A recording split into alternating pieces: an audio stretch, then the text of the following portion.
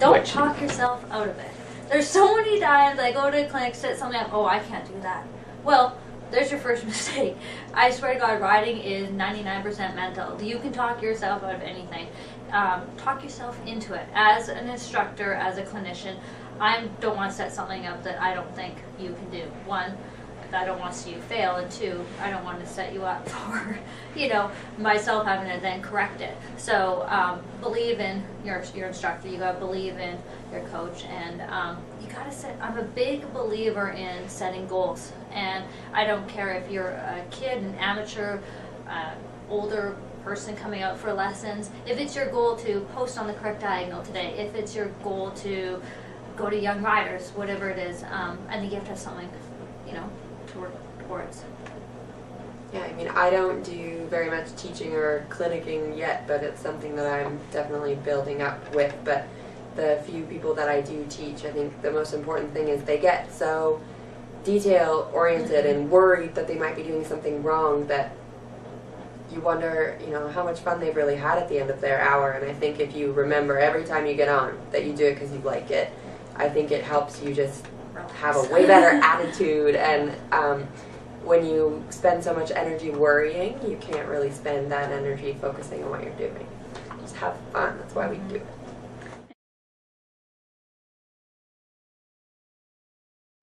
Twice weekly lessons since I was 13 years old, and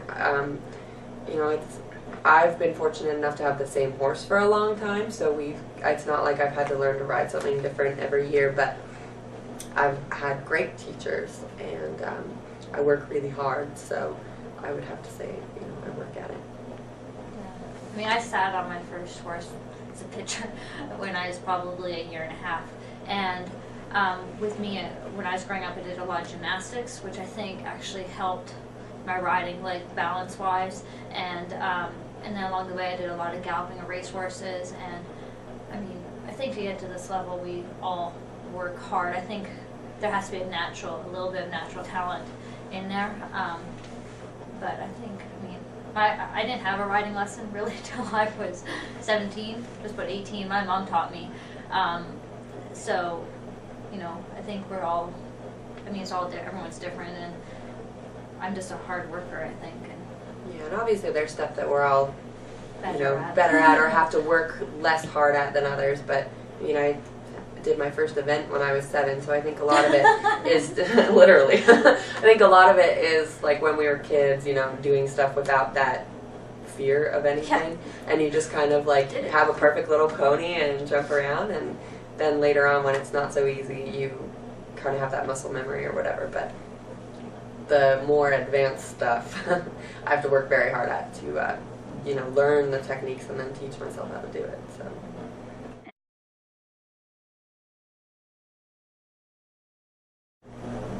That's a good question. That is very good. That you're going to make money from this? yeah, that you can do it as a profession. Yeah. I actually haven't had, I wouldn't say bad advice. I think any advice I get is how you take it and use it. So, I've had lots of people tell me that I couldn't do it, that I wasn't going to make anything of myself, and honestly, that lit a little fire under my butt. And there's a reason why I'm living in California and got my business, is because there's quite a few people that said, you can't do this, and you're just a kid from Langley, and I had one horse, and I was like, okay. And I set out, and I think I've proved a lot of people wrong, like hard work, determination pays off. Yeah, I think it is that thing, if somebody tells you you can't necessarily do it. Ollie was a bit of a difficult young horse, and there were people who, when he was like 7, took one look at him and were like, oh my god, kid, you can't ride this thing. And it was true, I couldn't, but having one person tell me that just made me go to the next person, and eventually you found the person that said, here's how you do it, instead of just, no, get rid of it. So I'm glad I didn't just get rid of it, obviously. It was it. And I think it's a bit just that people finally started, instead of just quitting when they maxed out the West Coast, they moved east to think it's kind of... I think it's finally we're getting some recognition. Yeah. You know, like, you have Robert Kellerhouse on the West Coast, who, honestly, the whole reason we really have eventing is because of him. He runs Galway, he runs Woodside, he's on all the committees, and without him and his desire to have it, I really don't think there would be as many of us. But I mean, we have Gina Miles, you have Amy Trine, you have Jennifer Wood. I mean, you got some good horses coming out, and yeah, we don't come out all the time, but when we do, we're competitive. Like, I won Bromont, Amy won Fairhill, Gina won Fairhill. Like, there's really good riders, and I just don't think we get the credit. And there's always this big comparison with East Coast, West Coast, and I think it was very clear, you know, this last fall when Galway had the first CCI 3-star out there, that those West Coast horses are, you know, I mean, Tiana Coudre's got that Ringwood Magister, you have Kelly Prather. Like, we may not have as many horses as East Coast, but the quality of horses is, I mean, some of the best in the world, I think. Yeah, we got more of them. I mean, I don't have to go east. I can do my 8 advanced if I want to, and I can be qualified. We have hills, we have terrain.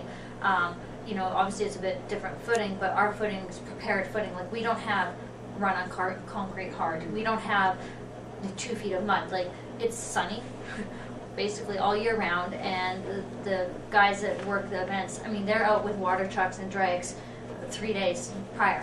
I mean, we have perfect footing out there. We have great jumps. We have great, I mean, Ian Stark designs Galway. Like, you know, Derek DeGrazia, who's now doing Rolex, designs 2 or 3 of our events. Like, I mean, we're being set up to be successful. So it's plus I hate having to move from north to south every 6 months. Me too. Like, it hurts me. I don't like it. Just that constant, like, okay, I'm gonna leave this day, and everything I own fits in my horse trade. Yeah. No, I'm a West Coast kid, born and raised. Yeah. That's where I'm gonna stay. I don't like bugs either.